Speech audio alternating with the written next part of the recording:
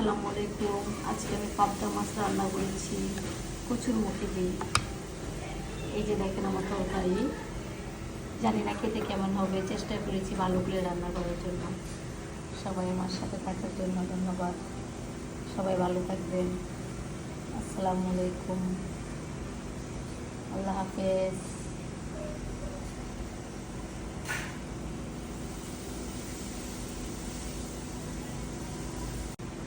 আসসালামু আলাইকুম। আজকে আমি পাবদা মাছ রান্না করেছি কচুরমুখী দিয়ে। এই যে দেখেন আমার তরকারি, জানি না খেতে কেমন হবে, চেষ্টা করেছি ভালো করে রান্না করার জন্য। সবাই আমার সাথে থাকার জন্য ধন্যবাদ। সবাই ভালো থাকবেন। আসসালামু আলাইকুম, আল্লাহ হাফেজ।